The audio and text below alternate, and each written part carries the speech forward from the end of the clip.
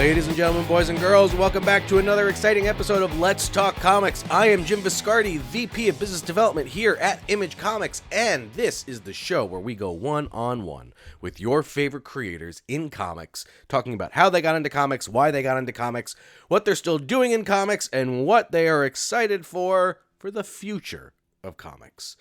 Today's guest is someone I've been wanting to have on for a while. It's Chris Condon. You probably know him from books like That Texas Blood or Enfield Gang Massacre, but he's also got a new Image Comics series hitting shops this June called News from the Fallout. And it's a fun one. I'm not going to lie to you, folks. It's Cold War paranoia. It's like sci-fi horror full of atomic disasters and mysterious diners. It's got everything. It's a little bit of everything. How could you not love it? We cover a lot in this episode. I say that for a lot of episodes because it's always fun to see where these conversations go. And in this one, you know, Chris he opens up a little bit about how he broke into comics with no connections. And for one of his first projects to be with someone like Jacob Phillips is kind of nuts. And so he talks about how they kind of built the world of both Texas Blood and Enfield Gang Massacre, Ambrose County, kind of from the ground up. And then we move into, obviously, News from the Fallout and how it, started out as like a Stephen King-ish zombie story, but became something way more haunting and personal. His collaborator on the book, Jeffrey Allen Love, is a breakout star, in my opinion, and this book is a black and white book, and Chris talks about why that was so important to kind of help with, just kind of the weight of it all. Chris is one of those guys that puts it all on the page. We talk about how comics can help be the foundation for immersive experiences, because he's got a few other things that fans can take part of, like the News from the Fallout website, that really is a ton of fun and kind of adds to the hype, but also the enjoyment of the story that these guys are trying to tell. His creative process is an interesting one in the way that he kind of views writing things like silent sequences and how to bring your authentic self to creative projects is really interesting. So before we dive in, obviously, the business. If you're digging the podcast, please take 2 seconds and leave a rating on either, Apple Podcasts, Spotify, wherever. It doesn't matter. It helps in more ways than I think some folks realize. If you liked this episode, share it. Post a clip. Tag us. Tag Chris. Tag Image. We love seeing those shares online. I'll share them. I'll share them from all the accounts. I promise. All right. That's it for the business. You've heard my intro. If you're ready, I'm ready. Let's talk comics. Chris, welcome to the show. Thank you very much, Jim. It's good to be here. Chris, let's kind of just start. I start all of these a little bit the same, in that the one question I try to make sure I ask everyone is, was comics always the goal? Or, right? Like, is there another world where young Chris Condon had dreams of being an architect or an engineer or whatever, or was kind of like storyteller always the goal?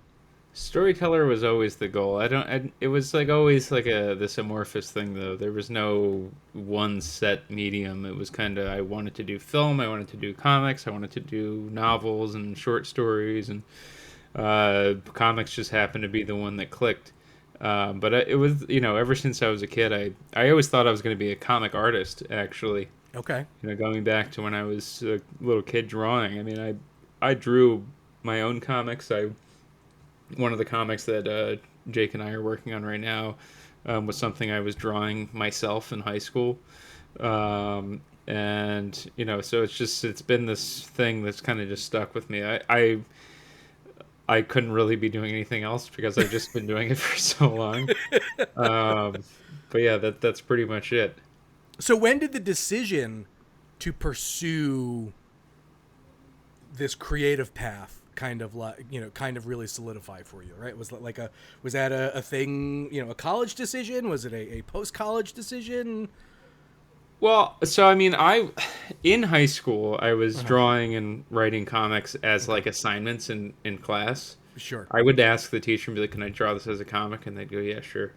And I then did they'd the let me same thing do in that. college for all of my English assignments. I was like, Yeah. they're like, write a short story. And I was like, can I write a 22-page comic instead? And they were like, sure, I guess. Do you want to do more Yeah. work?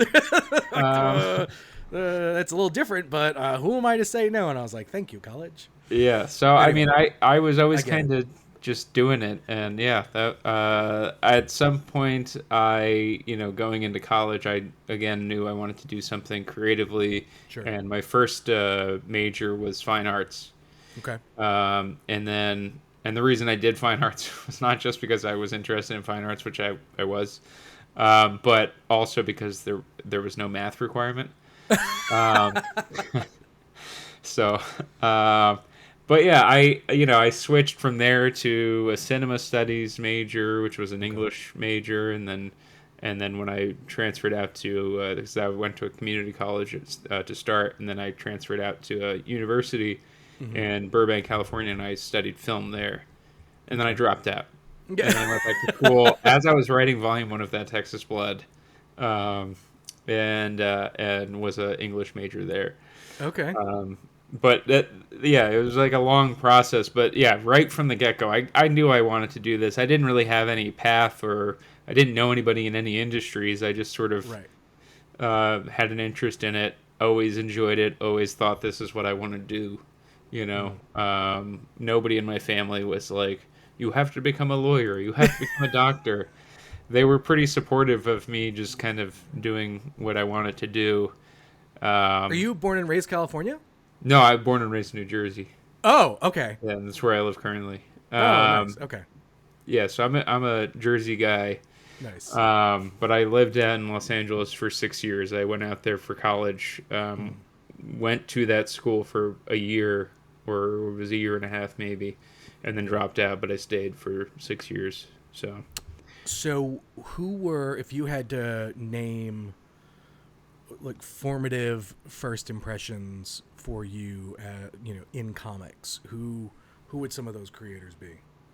I mean, easy answers, but Jim Lee was a huge thing for me growing up. I mean, I I'm just just trying to pinpoint what era you dove in here. So Yeah, so I it's mean, I'm a '90s kid. I was born in 1991, so like the trading cards, the Marvel trading yep. cards were big for me. I Hmm. didn't have anybody in my family who read comics, so I kind of found them on my own. Okay. And I was lucky to have a small comic shop in my hometown Hmm. of Metuchen, New Jersey, and I would go there and I would find the $20 Daredevil and then put it in the $2 bin and pretend like I found it there, and he'd be like, "Well, I found but he would still, gold. but he would still sell it to me for that price, probably because it was overpriced.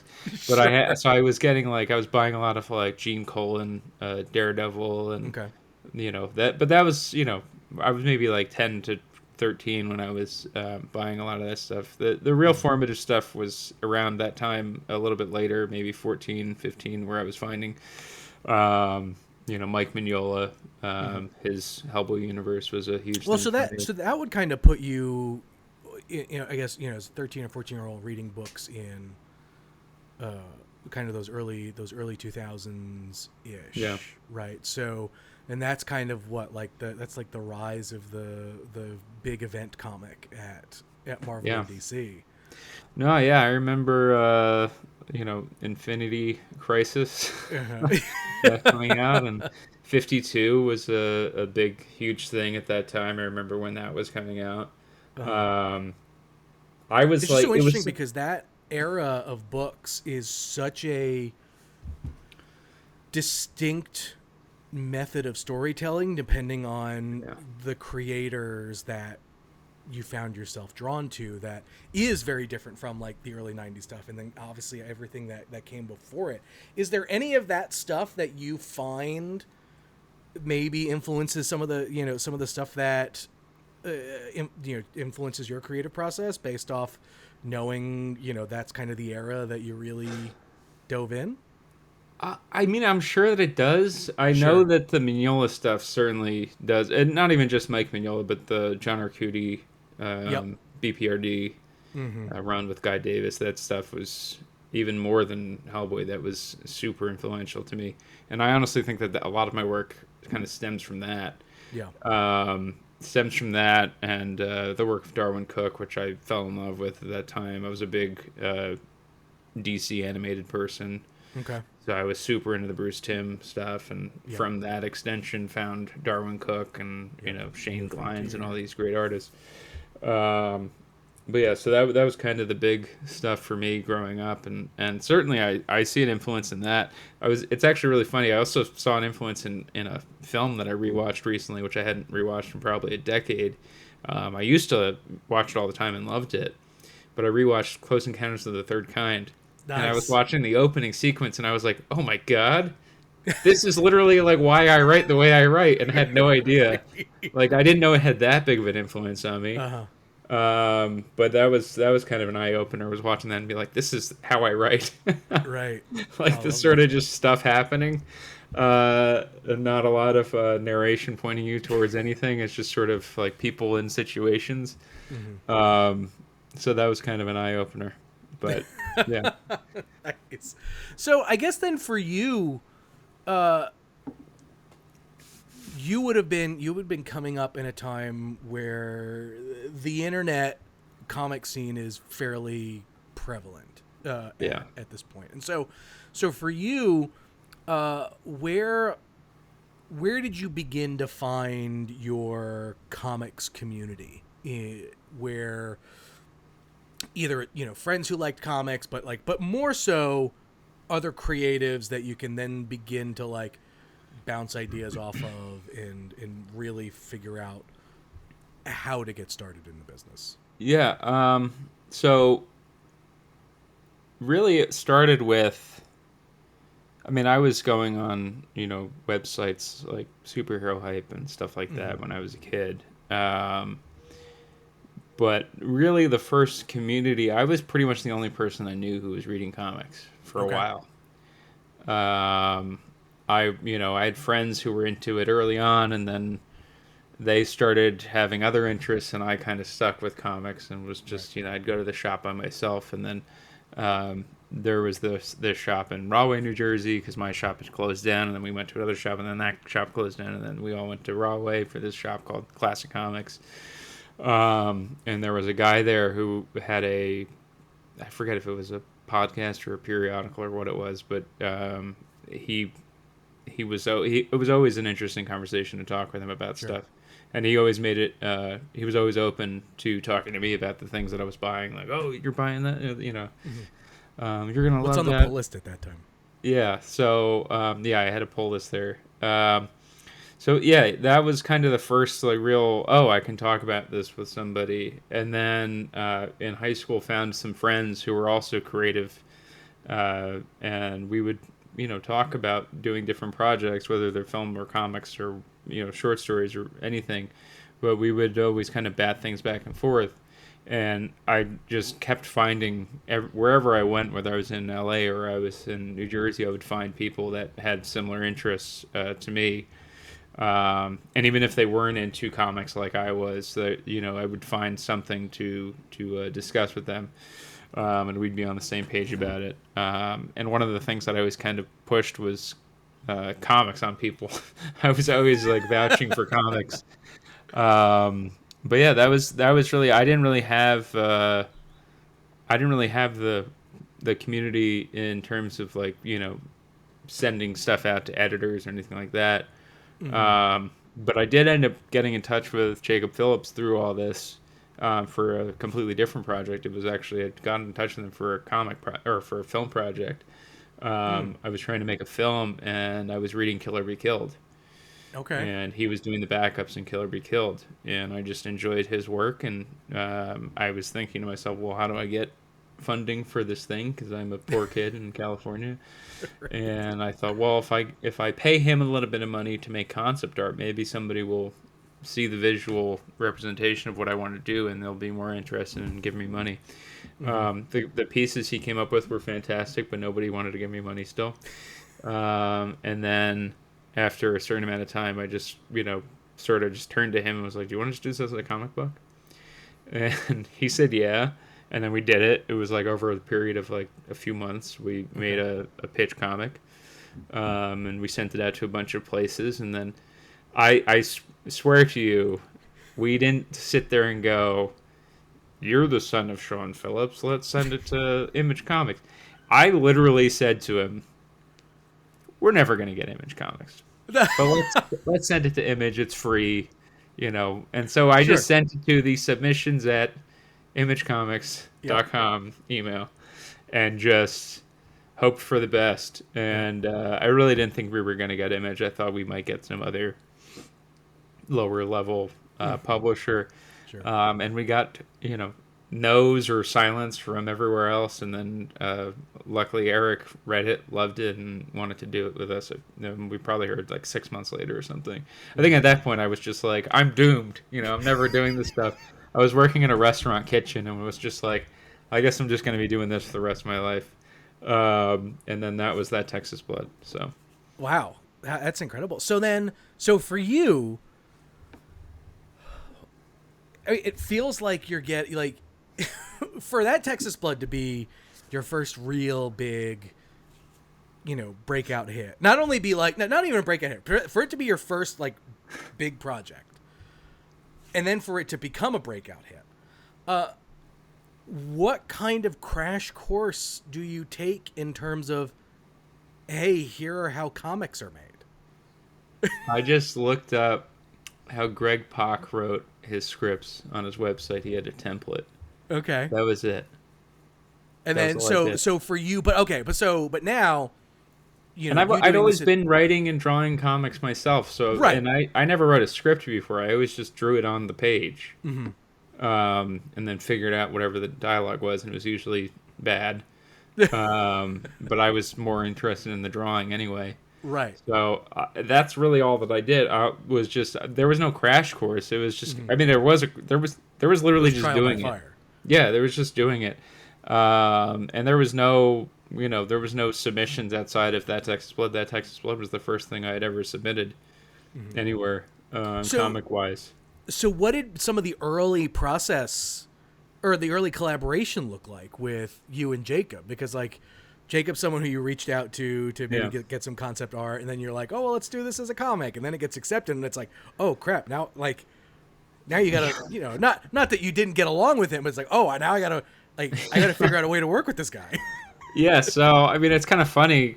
We didn't know each other at all, but Right. he liked my stuff enough, and we worked out. We did like a contract between each other that we Sure. were going to split everything, 50-50 and all that. So that existed. So there was like, full up front, like we were just like, let's handle this like a business partnership, and Right. 50-50, and that way nobody gets screwed later. Um, but yeah, I mean, in terms of the collaboration, yeah, the first time we really collaborated, so it was like 2017 when we Okay. first got into contact with each other, and he did these 5 pieces of concept art, and it was very much a business transaction Right. where he sent them, I sent him money, thank you so much, and then I forget if I think he might have checked in with me to see how the project was going. Okay. And I was actually thinking about doing my own comic at that point. I was going to write and draw it, Mm-hmm. and not completely different story too. And I just was like, you know what? If he's still interested in this, and I'm still interested in this, and it's not working as a movie, let's just do it. So then, approaching him as let's do this as a comic, and we started discussing sort of what like the idea of the thing could be. If it was a series, if we did get picked up, what would it look like? and just kind of come up with this base idea of, this county through time, and we can jump around and do these, different stories and different genres. And but it was very easy, and we just, throughout volume one, we just like were in constant contact, and it stopped being such a business relationship and just became a friendship. And then we finally met each other after volume two was coming out, I think. I flew out to England for a festival that he thankfully got me invited to. Right. And we got to meet each other in person. And there was that brief moment of, are we going to get along? Is it, like, is it all just a facade? But luckily, no, we got along. And in fact, he just dealt with me being grumpy yesterday, which is very funny. I was just, I was thrown off of my, when you're on a track in your head? Yep. And then somebody throws a landmine in there, and you're like, Right. God damn it. That's what I was like. But I was just like in such a bad mood about it. And then I was like, I'm being ridiculous. And I was like, I'm sorry. Right. So if our relationship can withstand that, There you go. we're in a good place. Oh, that's awesome. Okay, so that Texas Blood is a story that you had mentioned. Obviously, it's a concept that you had for a really long time. Did it change much at all once Jacob got into the picture, and or was was Jacob pretty much bought into the concept, and it became what it became? Yeah, I mean, it was pretty much what it. I mean, especially the first volume. The first volume was pretty much fully baked. It was, the first issue was this short film which I was trying to Right. kickstart. Not literally kickstarting on the website, but just kickstarting. So, and that became the comic, and then the first volume was the feature idea that I wanted to do, and then everything else was like, let's come up with some ideas.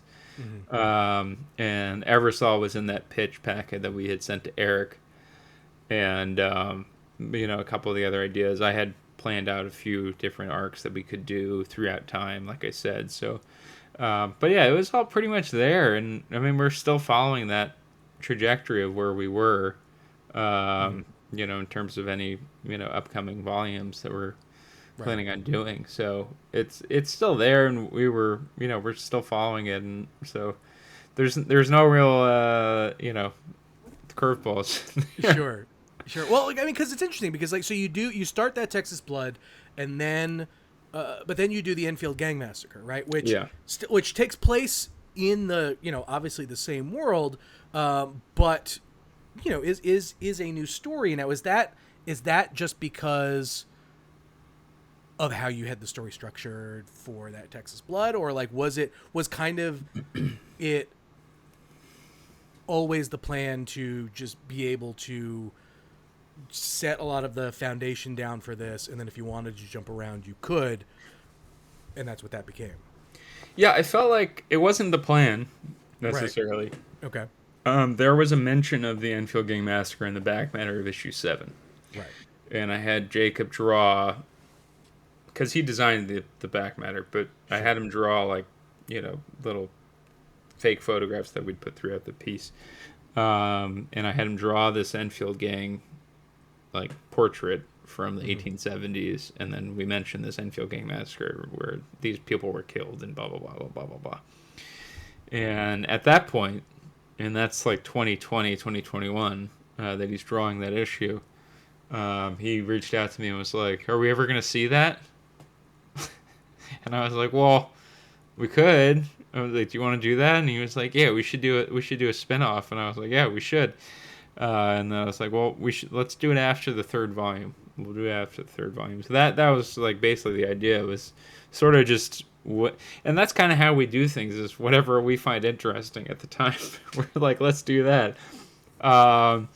And I think that, I mean, that's how I approach every story that we do. I mean, I kind of have like the base idea of a thing, and then I'm like, all right, let me find out what this actually is, and then whatever I'm doing at that time sort of influences how I'm going to tell that story. Like, for example, Eversaw The idea of doing this sort of Kolchak the Night Stalker cult mystery was the base idea.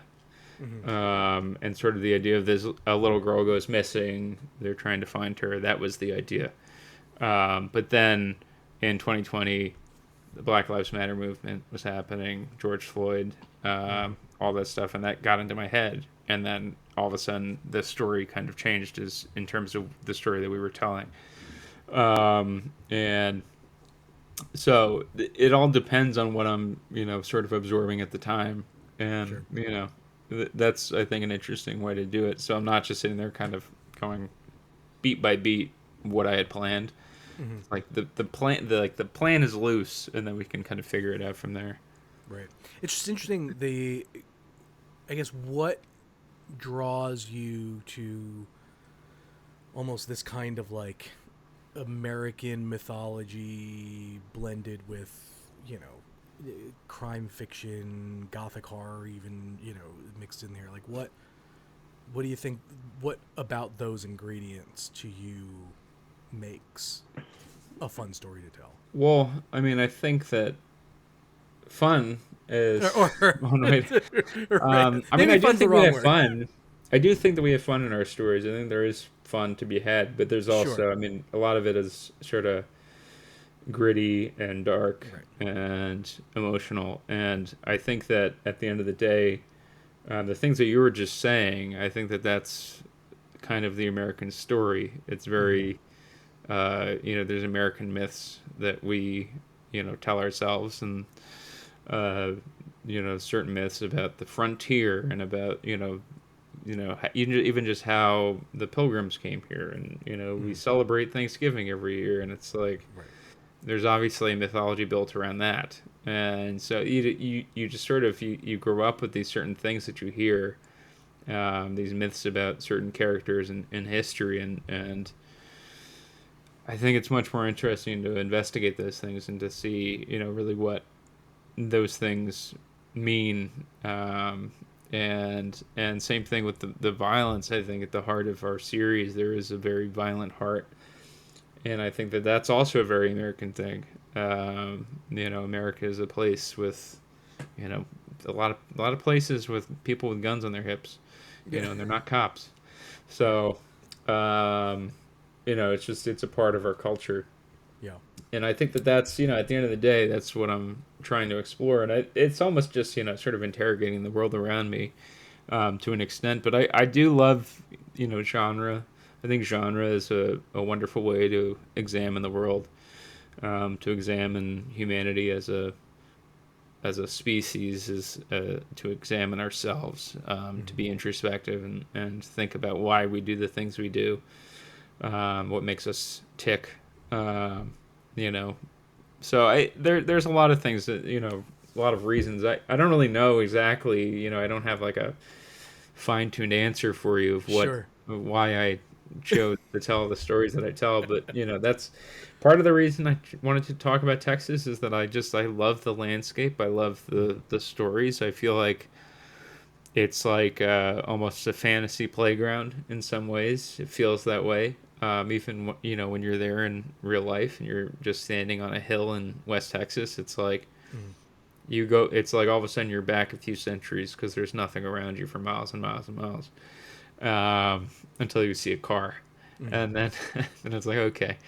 But it's just, there's this inherent sort of, fantasy quality to it, that is ripe for myth making Right. and telling stories, and that's even something that we brought into doing News from the Fallout, which I think is even more of a surreal sort of nightmare story, also using the environment to tell that story. Mhm. Well, I think it's a kind of a great opportunity to just kind of make that jump. So let's talk about news from the Fallout a little bit. It's a little bit of a big it's a big pivot, but also, kind of not so much, right? In that, like, Yeah. this is more sci-fi horror, and there's obviously, a lot more paranoia in this one. And so, where did the idea kind of first come from? Is it something that you had squirreled away in an idea notebook? Is it something that, you know, you experienced and were like, oh no, I want to pull on that thread a little bit more? Where does News from the Fallout come from first? Yeah, I mean, it probably started somewhere around like 2013, 2014. I had There was one story that I'd written called The New Tribe, and it was a short story about parents, something weird and whatever. But it was like this idea of like this new tribe. Anyway, so that's part of the thing, and then the other part of it was I really loved the Stephen King short story The Mist, or novella The Mist. Okay. And so that was kind of the gist of it. Was I was ripping off Stephen King's The Mist in the very early stages of it, but it was called Eat at Joe's 24/7 Diner, and that was the name of it. And it was sort of Night of the Living Dead, sort of The Mist, where there was like a military operation that goes wrong. It was set in New Hampshire, and these people hole up in this diner, and that was going to be the beginning and end of it, was that they were just going to try to survive in this diner, and it was going to be like a zombie thing.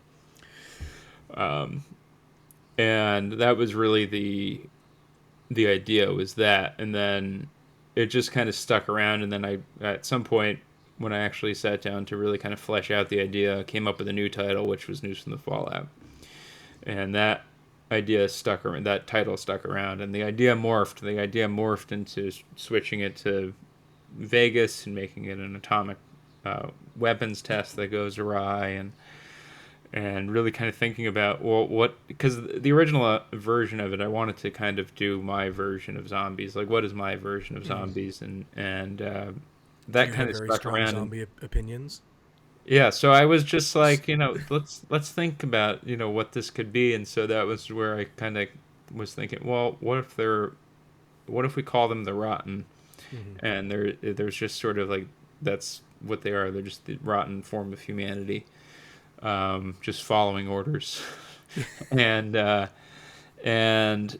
was really it. But yeah, it stuck around for a long time and kind of morphed and changed. And but I think the thing that stuck around for me from its very earliest stages to now are the characters that we're utilizing. I really wanted to have, I kind of, the way that I built the original version of the story was that we start off with all these people who are having crises in their lives and then they all wind up in this diner at the same time, and then the world blows up around them.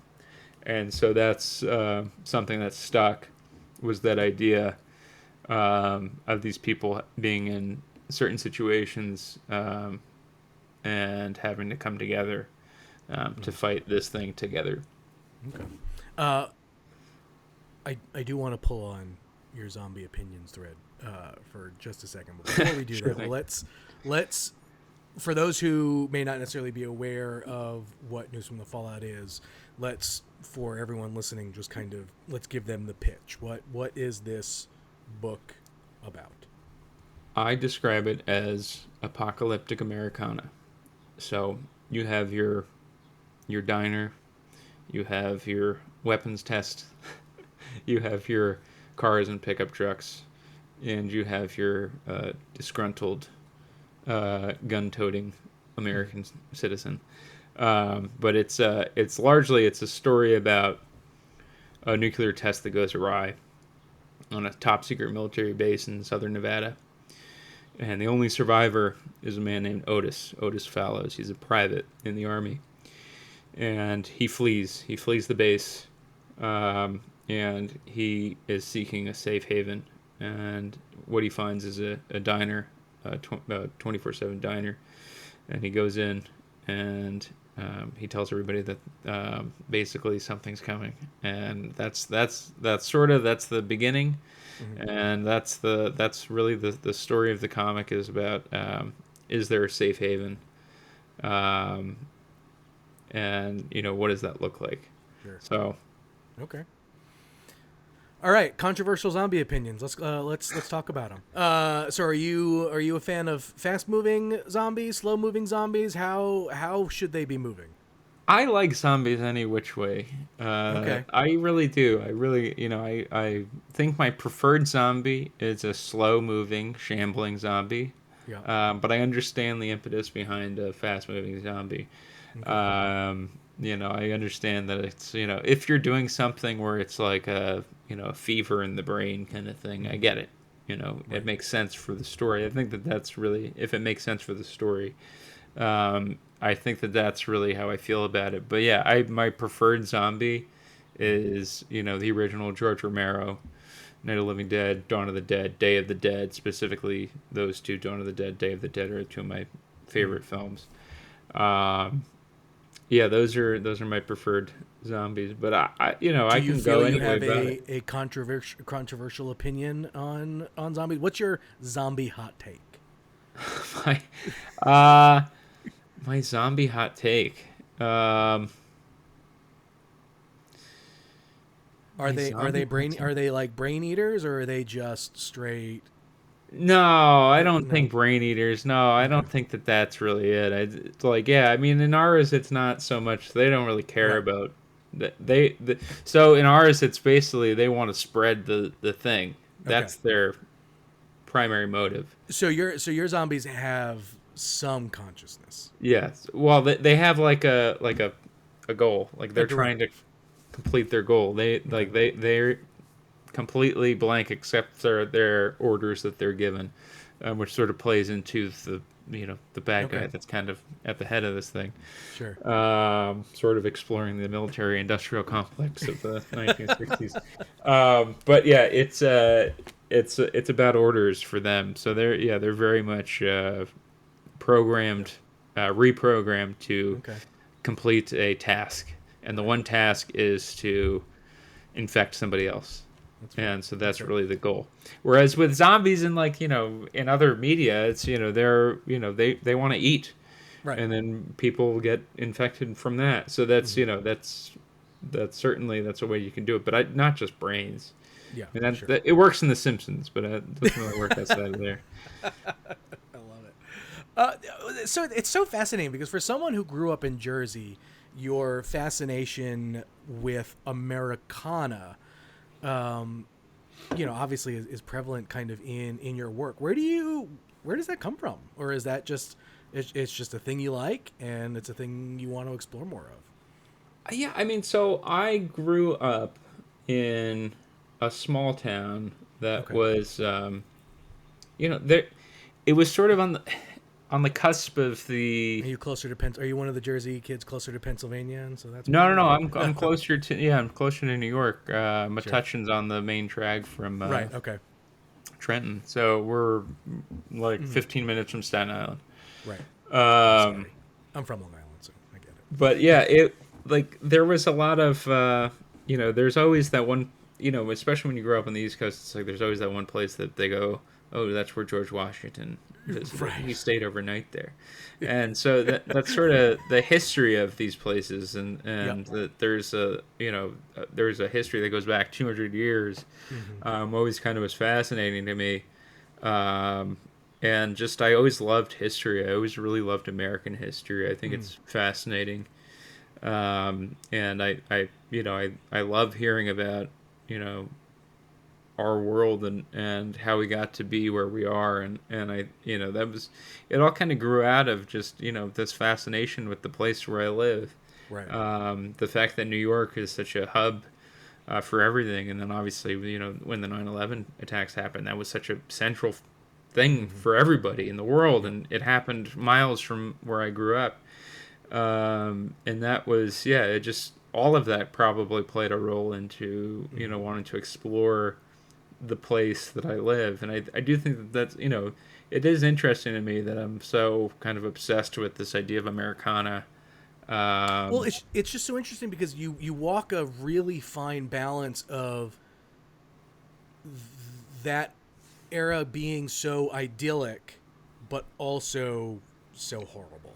yeah. Well, I think that that's important to recognize. And because I mean, I certainly, I love that period of time. Yeah. I grew up, my mom was, my parents are a little bit older than most Hmm. people my age. My dad is 86. My mom Okay. is 78, 79, and or 79. She's going to be 80 this year, actually. Sorry. But and I'm It's a big 34. birthday. So Gotta if that start gives you planning any for it.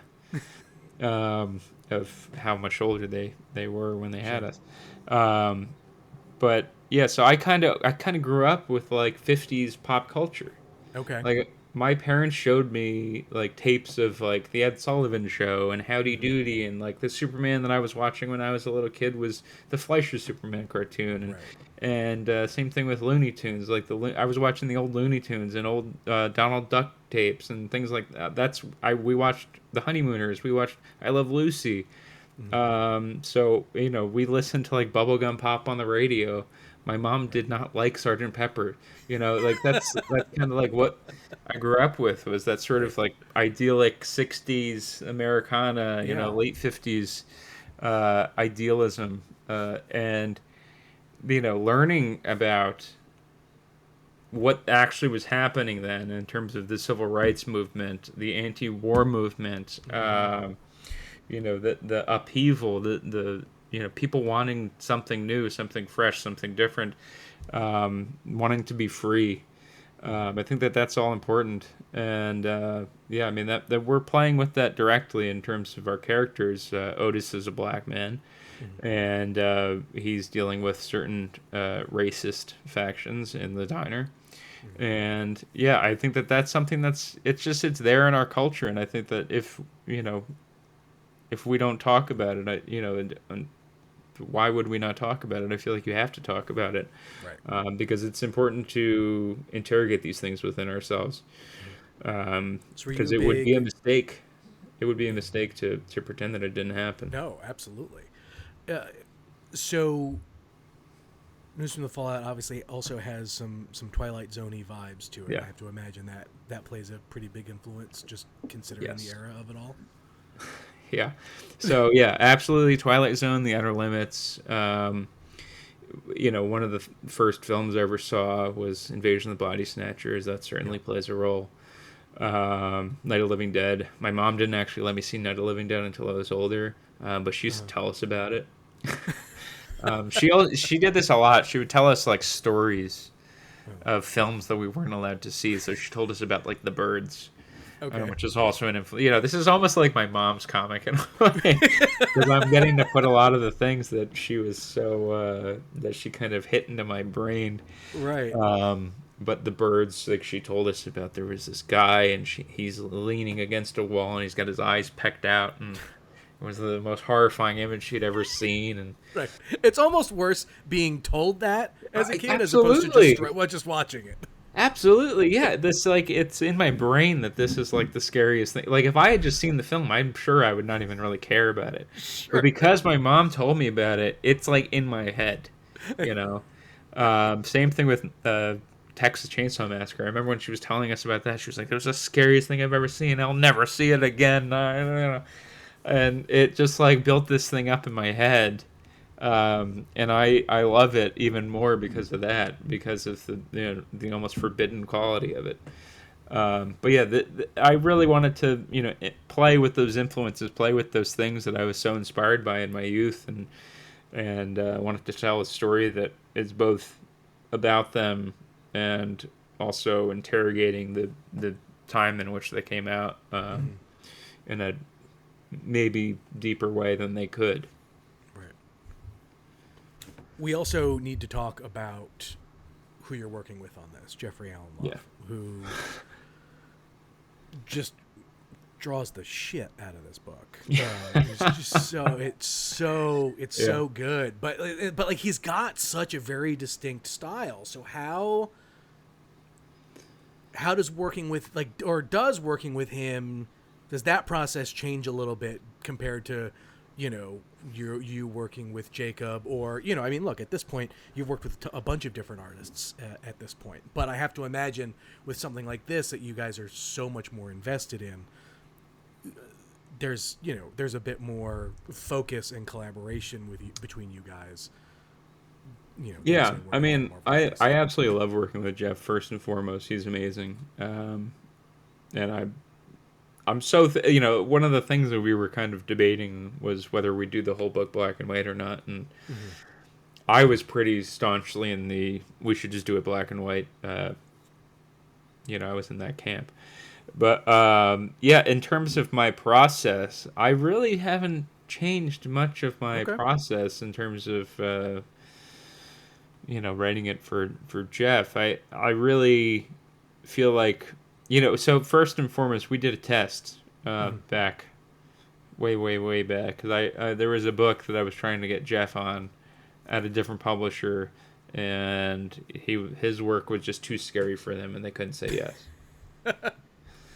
Which is ridiculous because he's amazing. Sure. But I get it, and from a certain perspective, where it's like his stuff is different Yeah. than the typical comic, which is Right. exciting to me. I love that. I love that it's different. I want it to be different. But they couldn't really see that. But to try to show them that he could do it, I gave him two very emotional pages from that Texas Blood. It's from Volume 3. It's when Joe Bob arrives to tell Red, the man who owns the gas station in town, about his daughter who's been murdered. And so it's 2 pages, and it's basically a silent sequence in which this man sees Joe Bob arriving. He's throwing salt down because there's a snowstorm hitting. And as Joe gets out of the car and takes his hat off, he knows what's happening. He drops the salt. It's like this emotional sort of silent sequence. And I really loved that in the original book, and I thought if we're going to do something, this is a perfect example of Jeff's talent, that if he can tell this well, and he did. But unfortunately, like I said, it was just his stuff is just too unique for some They're- publishers. But luckily, Image lost. Comics, being Image Yeah. Comics, they've always been they've always had an independent streak, and they've always liked what's different and what's new. And thank God for Eric Stevenson saying yes to doing News from the Fallout, because we kind of just hit the ground running with News from the Fallout. And in terms of the real process, the thing that I try to do with Jeff is I do try to limit the amount of panels that I'm putting on a page. Okay. And I'm trying to never go. 'cause with Jake, I can kind of fudge it. I'm like 7 panels on a page, you can do it. And figure it out. Whereas with Jeff, I really love his use of space. He always finds an interesting angle to do things. And it's the black and white work. It's his use of symbology and iconography.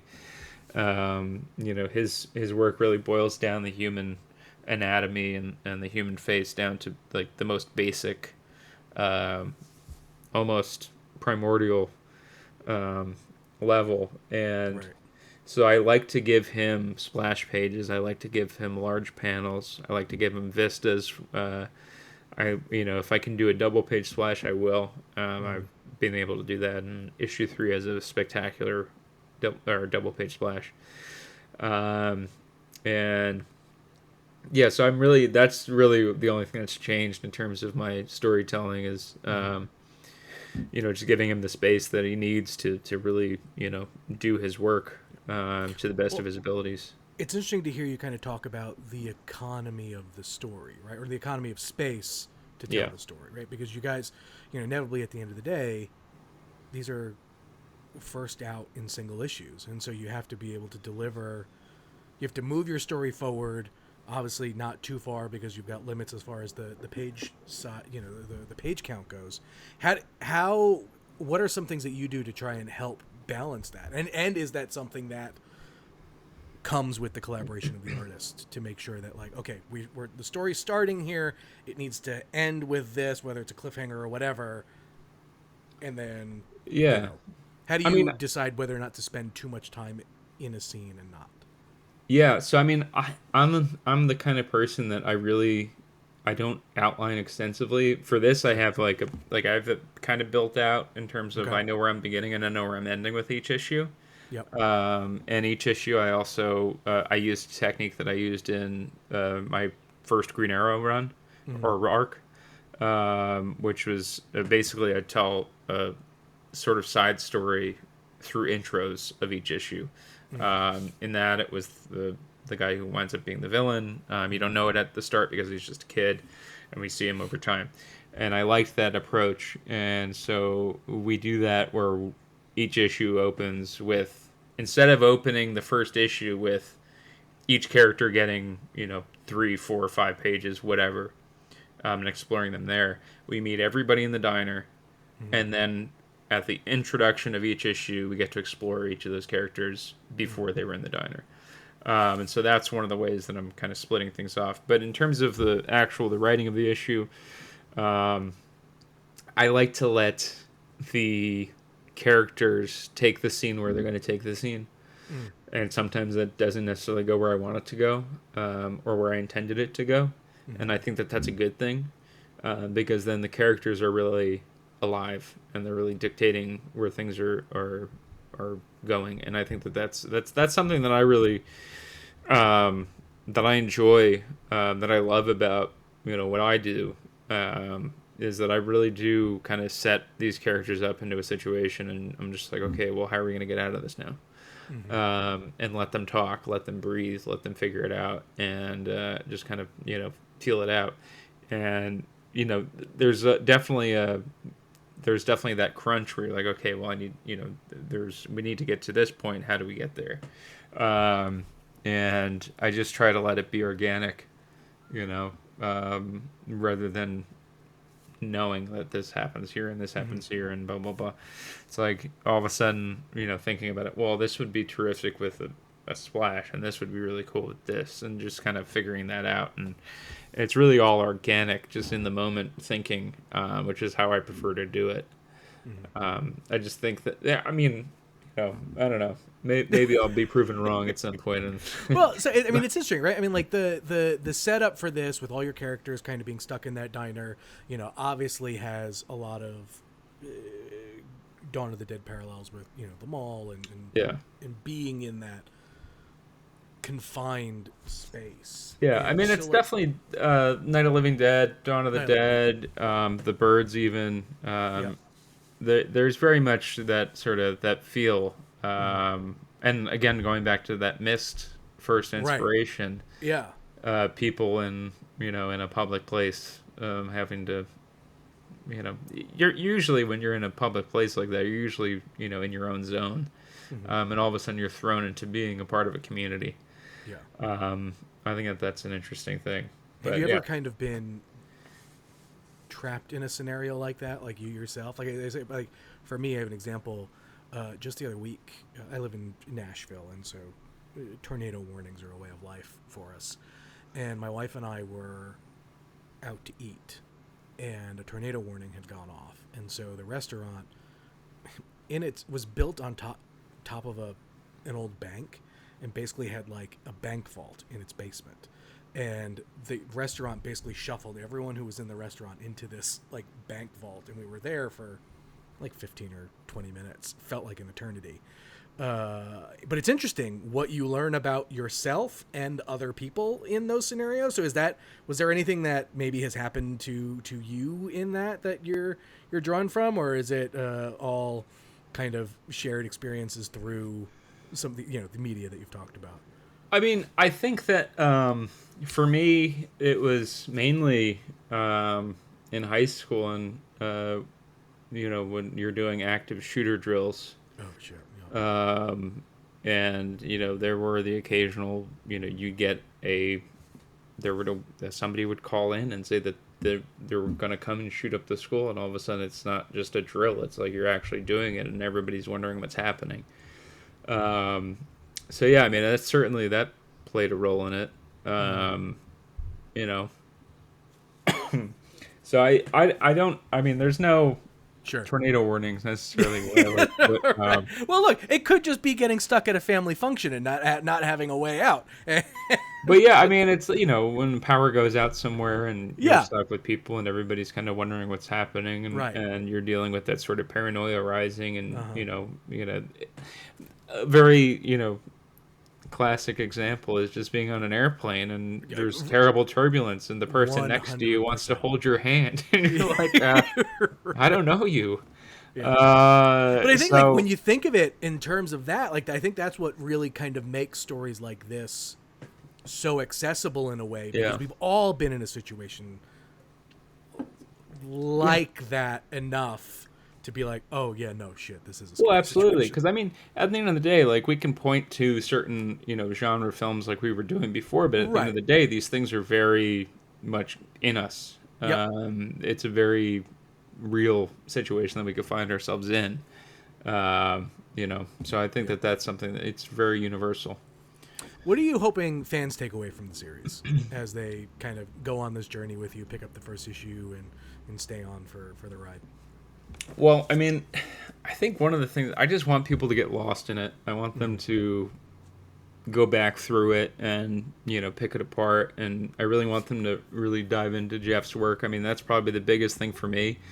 I really want people to find Jeff's work and find it accessible and find it that they want to see it again, and Mm-hmm. hopefully Jeff, you start seeing more direct market Jeff Allen Love Right. comics. Like that's really, at the end of the day, that's kind of the goal of the book. But I mean, I'm having so much fun doing the book. I Mm-hmm. really, I love every bit of it. I hope that people get into the back matter. I hope that people look at, that we made this website that people can go to www.newsandthefallout.com. I mean, it's an immersive website. And I hope people go to that and they click around and they find that to be immersive and they spend time with that and they enjoy that, because those are the things that I really, I love about what we're doing, is that it's not, it is a comic, but it's not just a comic. There's more to it. You can really dive into this world and really absorb yourself into the world, and that's something that I would have loved, as a, before I was doing this, before I was a creative making these comics. Mm-hmm. I would have loved to have a book like that. There was a book, Mind Management, by Matt Kent, that was coming out back in the day, and that I loved when he would put notes in the gutters, Yep. and it was like there was another story inside of the story that you're already reading, and I loved that. I wanted more of it. Yeah. And then just going back to something like Cloverfield with the Slusho stuff, and Mm-hmm. that first trailer for Cloverfield. It's like, what is this? Yeah. And that's what we wanted to do with the website and the book itself, and I just really want people to have the best time, because we Mm-hmm. are having the best time making it, Yeah. and I really hope that that comes across, because it's a different kind of a book. It's a really unique book. I don't think there's anything like it on the stands. And I hope people find it for that and appreciate it for that. But I think also at the end of the day, this is just fun for Mm-hmm. us, and we're certainly exploring very serious subjects. But yeah, I hope that this is not just it's not just a doom and gloom thing. I hope I Right. hope people have a good time with it. Well, Uh, this is very much a story experience that only comics can really give you, right? yeah, With the stuff that Jeffrey is doing in this book and the way that you set the story up, right? Like this is the way to experience that story, and so everyone needs to pick up at least 3 copies. One for yourself, one to leave next to your bed, and then one to give to somebody. yeah. Because that's that. I mean, like I said, you know, I've read the first issue. I loved it, and I think it's gonna be fun. What? But before I let you go, what is something about the comics making process that you think fans may not realize, but you wish they knew? I think one of the things that I've learned in doing some bigger books now, Mm-hmm. because I'm writing Green Arrow right now at DC, and I'm writing Ultimate Wolverine at Marvel. Certainly, this applies to Ultimate Wolverine. Um, when I got hired for those gigs, um, I really had to kind of sit down and say to myself, because I had a couple jobs before with Marvel, and my first gig I feel like I kind of missed. I Sure. feel like I got like a foul tip, you know, because I really kind of went into it thinking to myself, I'm gonna write a Marvel story. And what I try to do now, and what I actively tried to do with both Green Arrow and Ultimate Wolverine, was go into it with the idea of how would the writer of that Texas Blood do these stories. sort of try to divorce myself from the idea of like that I am that person. But like, how would I tell a story with a character who happens to have claws for hands? So I really kind of had to think about it in that way and try to be as true to myself as I could. And in doing that, I made some decisions that they're divisive. Certain people love it. Certain people feel like it's the best book that they're reading, which is great to hear. But then there's certainly people who don't like it because it's not what the typical Marvel book is, and that's unfortunate. But I also, I set out with a certain thing, a certain idea in my mind of what I wanted to do, and they let me do it. And I think at the end of the day, I think that it's going to be a better book because I'm doing what I want to do. But yeah, it's the biggest thing for me is that I brought over what I do from that Texas Blood and the Anfield Game Massacre and everything that I do, which is that I have a lot of silent sequences. Mm-hmm. I like visual storytelling. I don't like telling people where to look, what to do. I like showing them. And that's been a thing that I've done on all of my books. And I brought that over to Ultimate Wolverine. And I see people online saying there's not enough writing. And I want people to know that I wrote everything that they're seeing. Everything. I wrote it all. Yeah. Just because there's no words on the page doesn't necessarily mean that I didn't write anything. And that's probably the biggest thing that bugs me. Mm-hmm. And I think that that's something that I we have a very core group of fans on that Texas Blood that love what we do, and really connect with it. And there's definitely those people with Ultimate Wolverine that do connect with it. But there's certain people I think want or expect a certain thing, and I would just hope that they would be more open. Yeah, You're giving them something a little bit more elevated. You're saying that. I'm not. Yeah, no, I'm saying that. I can be the I bad guy. like That's meat fine. potatoes. We just throw a little rosemary on it. No, I don't. Right. No, right. You're serving up garlic mash, and they're like, oh, what is... Not to be all hoity-toity, but Sure. there was a review that was actually a bad review that was like, this is like an art film, and I was like, yeah, exactly. That was kind of the idea. Let's approach this as an interesting book that Sure. I haven't seen a book like the one that we're doing in years. Yeah. And well, look, I think that's one of the great things about to kind of bring it back to News from the Fallout again, right? Like this is a book that you're not there's stuff that you're doing in this book that fans are not going to get anywhere else, right? Yeah. And I think that's what makes comics so special, because you can do that. Yeah. But also, we as comic readers in general, and I'm gonna make a sweeping generalization, but I think as folks stick with the hobby and the art form and reading and understanding it more, right? You begin to realize there are a lot of really cool things you can do in comics, right? I remember when I got my start, I was very much your kind of standard, superhero reader, and I'll be the first to admit, I didn't understand Grant Morrison comics, and now I love Grant Morrison comics, and it's just because I just came from a place where I just didn't know, right? I didn't get how you can kind of tell those stories, and now I love that, and I think that's what the beauty of even just independent comics in general lets you peek behind all kinds of curtains to see beautiful worlds being brought to life, in a sense. Yeah, I find that there's just there's a certain closed frame of mind about how you can do things, and I think that you can kind of do anything if you want to. And I think that there are certain creators that are doing that today. I think Dennis Camp is one of them. I think that James Tynion is certainly one of them. I think Scott Snyder is doing something different. It's just it's how willing are you to how willing are you to take what the creator is giving you? Like, how open are you to the creator Yeah. doing what they want to do? And I think that at the end of the day, when you're doing big two stuff, there's some people who just care about the characters. They don't care about the creators. And I think that that's the thing that Image has built into it, is that people are coming into this and they go, "Ooh, I love that creator. Let's see what they're going to be doing."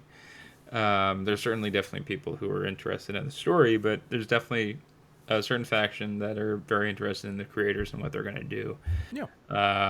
And I hope that I'm a creator. I hope that now that I've built a bit of a fan base, that people will follow me and will know that I don't do the same thing twice. Right. I'm not interested in that. I'm not interested in doing what anybody expects of me. I want to do something different, something new. And that's why I want to work with people like Jeffrey Allen Love and doing stuff with Jacob Phillips and trying to do a different genre, a different time period with each arc of that Texas Blood. I love that we get to see different things in each volume. It's not the same. We're not just doing the soap opera story. Yeah. All All right, let's leave listeners with a little bit of homework. You mentioned Sure. the News from the Fallout website, right? So we need everyone to go to newsfromthefallout.com. What is one thing they should look for when visiting the site, and then we'll let them discover the rest on their own. I would recommend that you highlight the pages. You might find certain notes that might lead you to other things. And don't be afraid to click around. There might be some hidden things for you to find, some nuggets. And volume on. So all right. That's all I will say. But yeah, it will reward you spending time with it, I think. It certainly, rewarded us in spending time with it, creating it. So I hope that people enjoy spending the time with it. It's really been a joy throughout my work with Image Comics and that Texas Blood, doing the back matter that we did with that Texas Blood, and then doing the playlists and all that, and then with this, doing a website and all the back matter that we're doing for this. Right. It just expands the experience. Exactly. Cool. It expands the universe, it expands the experience, and I just really hope that people want to dive in. But at the end of the day, it's like, I would have been doing this anyway. It's just so fun. Right. But I really hope that people, allow themselves to experience this to the fullest. Yeah, love it. Well, Chris, you've been so gracious with your time. I really do appreciate it. News from the Fallout is going to hit comic shops everywhere June 25th. If you're listening to this before June 25th, if you listen to this after June 25th, well, it's already out, so go find it. And otherwise, you go pick up some of his other stuff too. We talked about Enfield Gang Massacre and Texas Blood, all phenomenal stuff. And like I said, we didn't have time to get to it, all of it today, but Chris also has a ton of other stuff. He's written for a bunch of other publishers, and like I said, very clearly is becoming a creator to watch, and we love to see that. So Chris, man, thank you again. I appreciate it. Thank you. Thanks for having me. Well, there we go. Thank you, Mr. Chris Condon. That's another episode of Let's Talk Comics in the can. Congratulations. You made it to the end of another one, and I am always so thankful for your support. So if you haven't already, go pre-order News from the Fallout. It comes out June 25th, and trust me, it's going to be one of those books that sticks with you. And if you're listening to this episode after June 25th and the book is already out, well, go buy it. Go buy 2 copies, and then give one to someone who loves weird sci-fi or horror with a brain. Hopefully, if you're listening to this after the fact, you can still go to newsfromthefallout.com, where all of the bonus material and hidden content and clues and extra world building stuff is still there. But if you're listening to this in the window while the book is still coming out, go do that. Go do it now. Quick. Go do it. There's a lot of really cool stuff there. We're going to feature a bunch of it on the Image Comics social accounts, but if you haven't checked it out yet, I highly encourage you digging around there. And then, as always, if you enjoyed the episode, please drop a rating or a review on Apple Podcasts or Spotify. It helps the show so much. Share it around, screenshot it, post it, tag me, tag Image, tag Chris. We want to see it all. Bunch of fun stuff coming up. Train keeps on rolling. So if you keep reading comics, we're going to keep talking about them. We'll catch you next time.